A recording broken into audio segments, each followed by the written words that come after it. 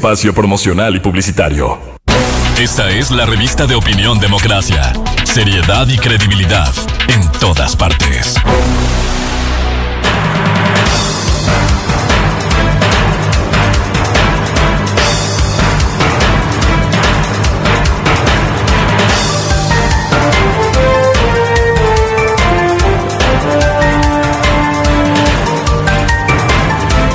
Ocho o 6 minutos en el territorio continental ecuatoriano, buscando la verdad y abogando por la unidad nacional en pro de la paz y la seguridad en el Ecuador. Queremos dar la bienvenida en la revista de Opinión Democracia a la presidenta de la Comisión de Soberanía, Integración y Seguridad de la Asamblea Nacional, asambleísta Inés Alarcón. La invitamos para evaluar las tareas cumplidas hasta hoy, son 100 días, partiendo de los trámites, proyectos, fiscalización que se ha hecho en lo que compete en este periodo. ¿Qué proyectos se tramitan? Conocemos uno de ellos, la ley de ciberseguridad, que se tramita. ¿En qué estado se encuentran y cuál es la perspectiva? Buen día. Miguel, muy buenos días. Un saludo afectuoso a toda la audiencia. En efecto, se cumplen 100 días de gestión de la Asamblea Nacional, una institución que lamentablemente se encontró desordenada, caótica. Y hoy sí hay que resaltar los logros de la Asamblea Nacional. Hemos visto una asamblea marcada por los urgentes económicos del presidente de la República, urgentes económicos que se han basado en la seguridad nacional del país. También hemos visto que ha sido una asamblea que se ha centrado mucho en cumplir con la normativa. Hemos visto a un presidente de la asamblea también que ha sido muy riguroso con el tema del nepotismo, con el tema de la asistencia, los atrasos, para que los legisladores cumplan con su trabajo. Eso ha marcado bastante estos 100 días. Hemos visto también que ha habido proyectos de ley enviados al Pleno de la Asamblea Nacional, más de 10 leyes aprobadas.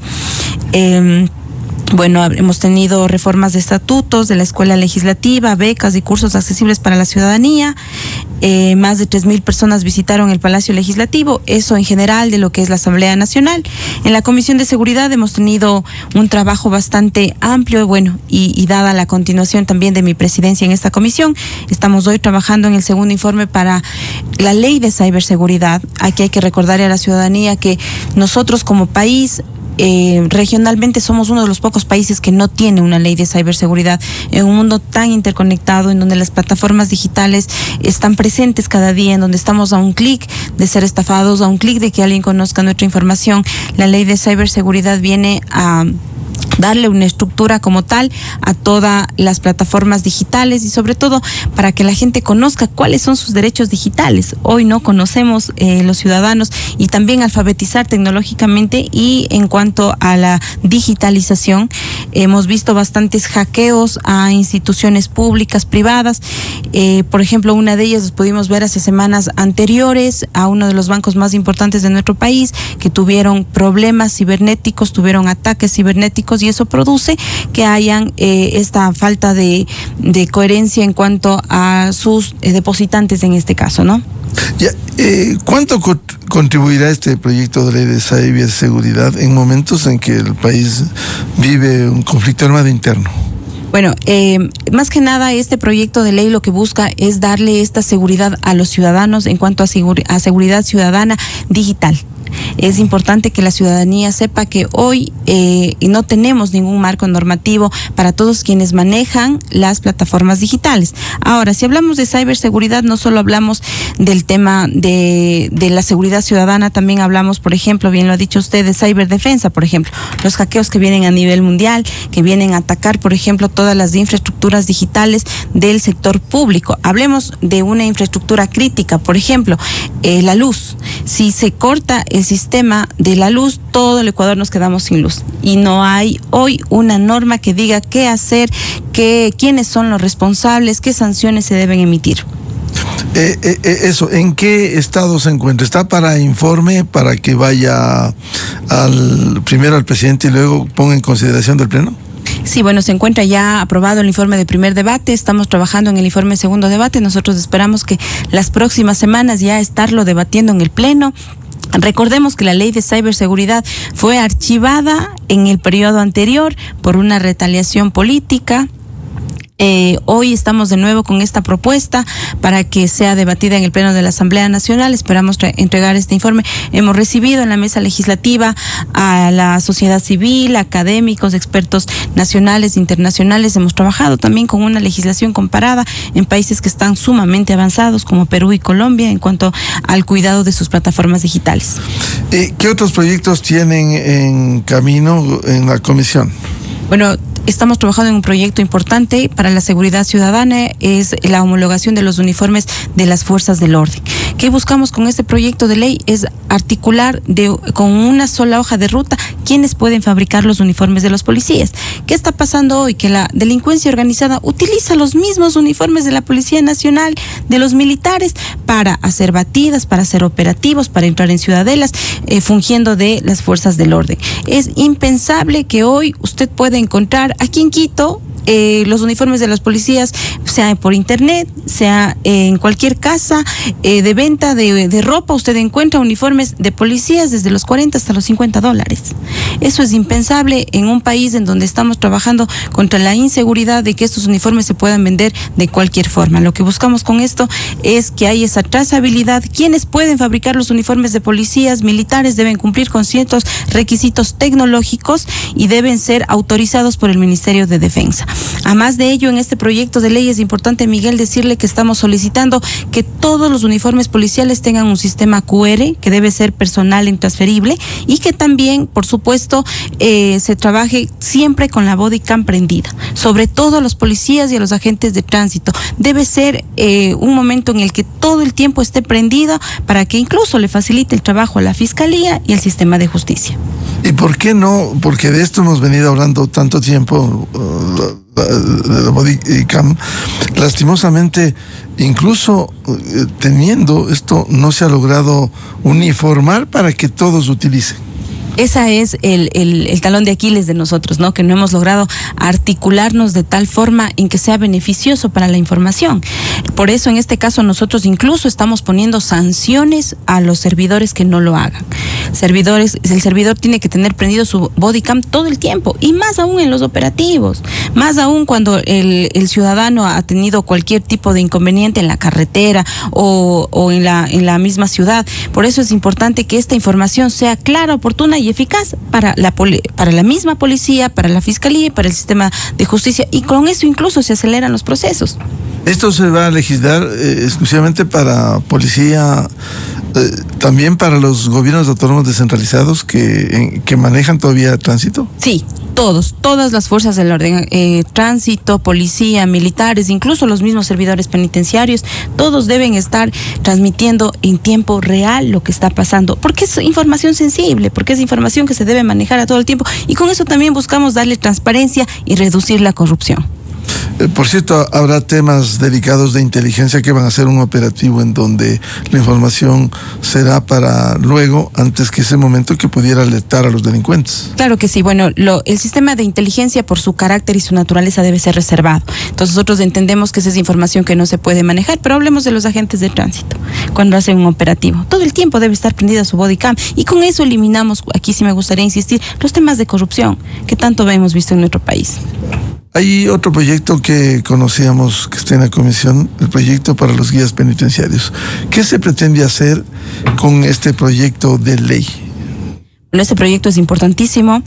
De hecho, antes de hablar de este proyecto de ley, me gustaría indicarle a la ciudadanía que en la mesa legislativa hemos recibido a varias instituciones, hemos recibido la cooperación internacional, sobre todo del embajador de Italia, quien ha sabido compartir con nosotros la experiencia de ellos en los sistemas penitenciarios, y él comentaba que también en algún momento en Italia toda la mafia, toda la delincuencia organizada se lo hacía desde la cárcel, y eso es lo que nosotros lastimosamente vivimos. Justamente es por ello importante darle una estructura total al SNAI, darle una a los servidores de los guías penitenciarios darles una capacitación. Tienen que tener capacitaciones, tienen que pasar pruebas de confianza para poder trabajar como servidores penitenciarios.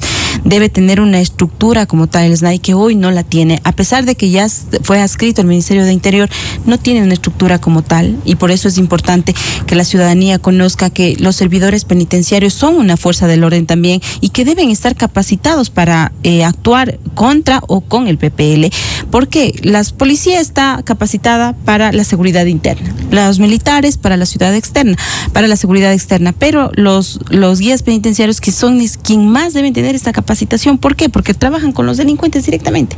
Por eso es importante dignificar su trabajo, darles capacitación, darles una respectiva formación, y también darle una estructura como tal a los centros penitenciarios. Recordemos que el ministro de Interior dio sus declaraciones e indicó que las policías o militares que estén en servicio pasivo también ahora van a ser parte de los guías penitenciarios. Lo que buscamos con esto es darle fuerza al sistema penitenciario a través de sus guías penitenciarios.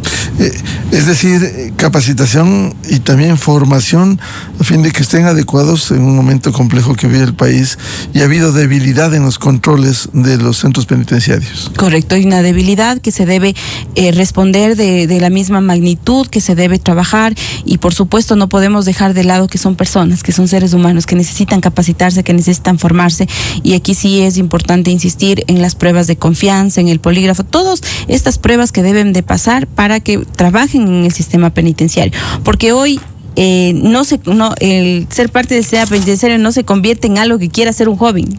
Todo el mundo le tiene miedo porque las cárceles se han convertido en eso, en centros donde se forma el delito. Ahora, si bien es cierto, si nosotros dignificamos a los guías penitenciarios, les damos formación, capacitación, y por supuesto con eso también evitar estas tramas de corrupción que se dan en los centros penitenciarios, es un trabajo grande todavía que hay que hacerlo. Es una ley que viene a reestructurar completamente el SNAI, y bueno, esperamos también ya trabajarle en informe primer debate. Ya hemos recibido bastantes comparecencias. Esperamos también hasta el próximo mes entregar ya el informe. Próximo mes el informe para primer debate. Para primer debate. Observaciones en el pleno.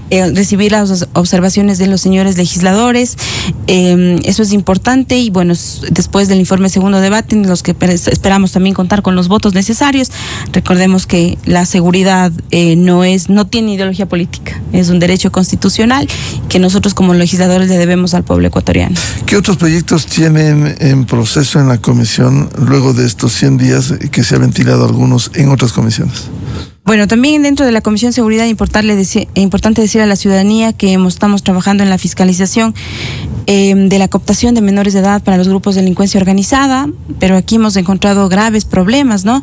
Que el trabajo de la reconstrucción del tejido social es importantísimo. Justo le escuchaba a la señora vicepresidenta hablar en cuanto al tema de la desnutrición de la niñez, hablar en cuanto a la educación de los niños. La parte fundamental aquí es que debemos trabajar en la reconstrucción del tejido social de nuestros jóvenes, de nuestros niños, a través del deporte, la cultura, la ciencia, el arte. Porque ¿qué está pasando hoy? Que ni siquiera son los grupos de delincuencia organizada los que los cooptan. Ellos van a buscar ser parte de estos grupos, porque miran como un modelo de vida ser un narcotraficante, ser alguien que maneja el dinero de manera fácil. Por eso es importante mantener campañas importantes acerca de la ética, de la honestidad, de la legalidad. Hay mucho trabajo por hacer todavía, y nosotros estamos trabajando ahora en este programa de fiscalización que esperamos entregarlo al Pleno, que se ha debatido también. ¿Será un proyecto No, es un informe de fiscalización que será entregado a la presidencia de la Asamblea Nacional con nuestras recomendaciones acerca de cómo podemos actuar desde las diferentes carteras y seguir construyendo la política pública. Claro, el tema de los menores de edad y su involucramiento en la delincuencia es complejo, no solo trabajar en los correctivos, sino en la prevención. Correcto, lo más importante es la prevención. Mire, si nosotros logramos prevenir, nos ahorramos millones de dólares en cualquier cartera, en cualquier sistema de política pública. Hay otro tema en estos 100 días de los que hemos pasado revista, en la comisión que usted preside, sino también en el Pleno. Temas positivos, aprobado leyes, pero también negativos, no necesariamente protagonizados por ustedes. Este escándalo último que hace revivir algo que fue cuestionado, que se llegó incluso a procesos judiciales, a sentencias, como es el famoso caso del cobro de diezmos. Una vergüenza que asambleístas cobren diezmos a sus trabajadores, que son trabajadores y servidores del Estado ecuatoriano, no servidores ni peones de un o de una asambleísta. El caso de Nuria Butiñá del Guayas, en donde se ha escuchado, habrá que esto encauzar en el debido proceso, el derecho a la defensa, pero encauzar cobrando diezmos a sus propios trabajadores. Ahí hay audios, testimonios que entiendo la Comisión de Ética comenzó ayer ya a revisar. Correcto. Las pruebas han sido claras. La asambleísta exigió aportes indebidos, amenazó y hostigó a su ex asesor. Y el presidente de la Asamblea ha sido claro: nosotros no seremos de cómplices de quienes quieran convertir el cargo en un negocio personal. La denuncia contra esta asambleísta por esos presuntos cobros indebidos no se va a quedar en el silencio y mucho menos en la impunidad. Ya el caso, como usted bien lo indica, está en el Comité de Ética para que se investigue con la rigurosidad que exige la ley, ¿no? Y bueno, el Parlamento tiene claro, y nosotros también como legisladores, de que no podemos normalizar la corrupción, de que no se puede normalizar este tipo de actuación, esta falta de ética y utilizar el poder para enriquecerse. Eso es lo que se busca con los diezmos, utilizar el poder para llenar sus bolsillos. Bueno, es una vergüenza escuchar, habrá que comprobar eso, exigiendo, casi gritando la entrega de recursos. Correcto, justamente eso es lo que se escucha en los audios. Ahora ella tendrá que presentar las pruebas de descargo también en el Comité de Ética, y el Comité de Ética emitirá un informe en donde nosotros estaremos ahí pendientes para ver cuál es la resolución que se toma. Pero bueno, las pruebas son absolutamente claras, los audios.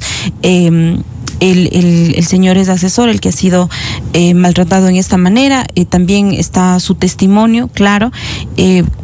Hablamos de diezmos, hablamos de corrupción, hablamos de incluso hasta tráfico de influencias, y realmente es inaceptable que esto se dé en el primer poder del Estado.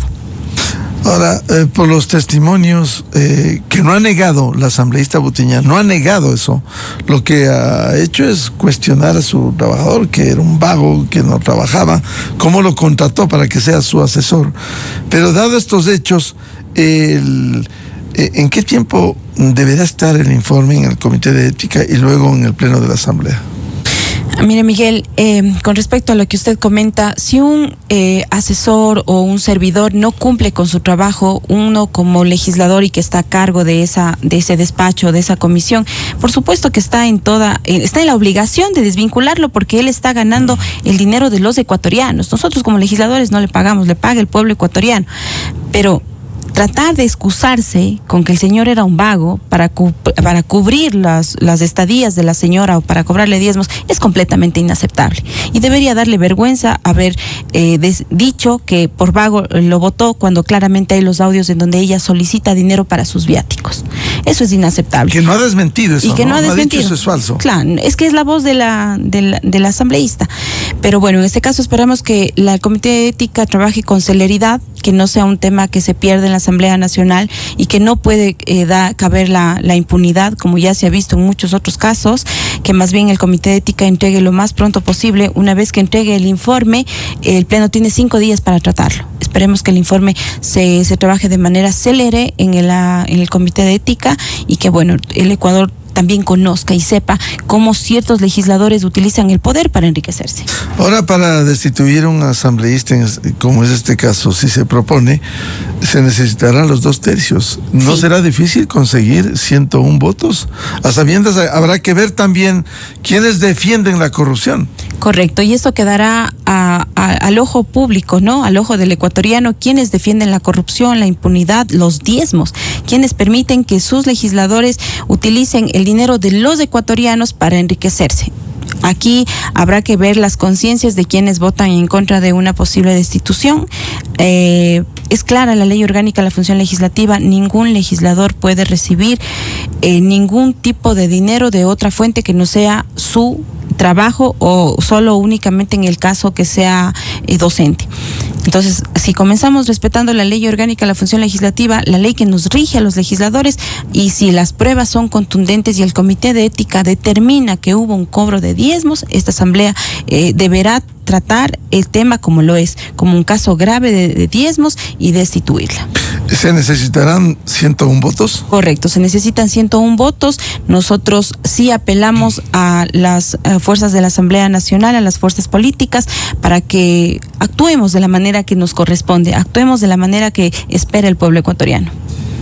Ahora, aparte de este tema que irá al Pleno, el caso, este escándalo por corrupción protagonizado por la asambleísta Nuria Butiñá del Guayas, de la Revolución Ciudadana, que hay que señalarlo, ¿no? De la Revolución Ciudadana. Los juicios políticos, hay uno que está en camino, que no corresponde, por cierto, a la Comisión de Soberanía, Integración y Seguridad, sino a la Comisión de Fiscalización. El juicio político al consejero del Consejo de Participación, Gonzalo Albán. ¿En qué estado se encuentra eso? Bueno, yo entiendo que el consejero ingresó ya las pruebas de descargo en la Asamblea Nacional. Entiendo que ya debe sesionar la Comisión de Fiscalización para seguir revisando las pruebas. Entiendo que igual hasta fin de mes nosotros ya tendremos un informe de conocimiento acerca de las posturas de fiscalización. Nosotros esperamos también que se tome en cuenta por parte de la Asamblea Nacional todas las pruebas que se ha presentado en contra de este consejero, que lo está llevando nuestro compañero asambleísta. En definitiva, 100 días con tareas positivas, pero también negativas. No me quisiera enfocar en lo negativo, sino más bien en lo positivo, en las urgencias económicas enviadas por el presidente. Con eso le demostramos a la ciudadanía que tenemos un presidente conectado con la realidad, que conoce su territorio, que sabe qué es lo que necesita el ecuatoriano, dándole endurecimiento a los procesos contra los grupos de delincuencia organizada. También hemos visto dentro de estos 100 días la extradición de Fito, que es importantísimo para nuestro país y que marca una nueva era en contra de los grupos de delincuencia organizada, en donde le decimos no estamos dispuestos a pactar con las mafias, no estamos dispuestos a negociar con los grupos de delincuencia organizada, que estamos proponiendo marcos normativos que endurecen las penas, que endurecen los procedimientos contra los narcotraficantes, y en eso hemos trabajado desde la Asamblea Nacional, también una Asamblea Nacional que le dice no al nepotismo, que le dice no a los diezmos, que le dice tienes que estar de lunes a viernes, tienes un horario para trabajar y debes cumplir con este horario. Me parece que ha sido más positivo antes que negativo, una asamblea que se ha enfocado en demostrarle al pueblo ecuatoriano que al tener bajos índices de aceptación, hoy podemos mejorar y podemos seguir trabajando. Sin embargo, leyes que han sido aprobadas en estos 100 días, que han merecido y que están en análisis desde ayer en audiencias en la Corte Constitucional. La suspensión provisional de la disposición transitoria 11ª de la Ley Orgánica de Integridad Pública, las medidas cautelares aceptadas y en torno a 17 artículos de la Ley de Inteligencia, y también la suspensión provisional de 4 artículos de la Ley Orgánica de Solidaridad Nacional. ¿Cómo han visto eso en el escenario de la Corte Constitucional que está abordando hoy? Bueno, creo que los jueces de la Corte Constitucional están desconectados de los problemas reales que vive nuestro país. Estamos en pleno conflicto armado y no puede ser que los jueces no le permitan o le impidan al Estado endurecer los procedimientos para combatir a un enemigo transnacional como lo es el narcotráfico. En este caso sí, nosotros creemos que han actuado de manera política más que técnica y hoy no permiten que sean aplicables estas leyes con las medidas cautelares. Bueno, ahora también hay que ser respetuosos de nuestro Estado de Derecho, hay que ser respetuosos de que la Corte es el órgano principal para la interpretación de las leyes, pero en este caso sí debe ponerse en los pies de los ecuatorianos. Es fácil hablar desde un escritorio, es fácil hablar desde la comodidad, pero salir a los territorios, salir a las zonas costeras, a las zonas fronterizas donde se vive el sicariato, donde se viven los secuestros, donde diariamente hay ajuste de cuentas de los grupos de delincuencia organizada. Aquí mismo en Pichincha, en el norte de Quito, podemos ver la disputa de los territorios, y no permitir que se endurezcan los procedimientos en contra de la delincuencia organizada es grave para nuestro país. ¿Eso significa que no debiera ponerse en tela de duda un estado de excepción o un conflicto armado interno como determinara el presidente de la República?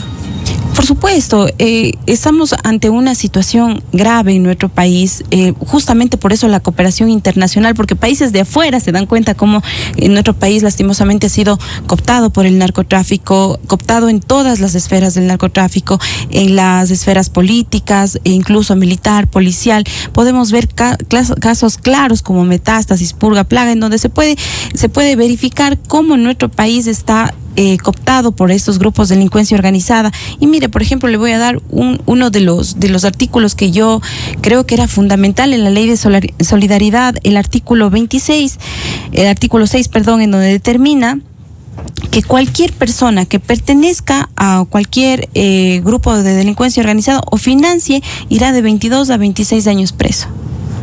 Eso es importantísimo para nuestro país, endurecer las penas para los quienes financian los grupos de delincuencia organizada, porque generalmente no financia el capo. Financian las empresas que lavan dinero, financian los políticos, financian los quienes están acostumbrados a llevar el poder por detrás. Ellos son los quienes financian los ataques que se vive a veces del país.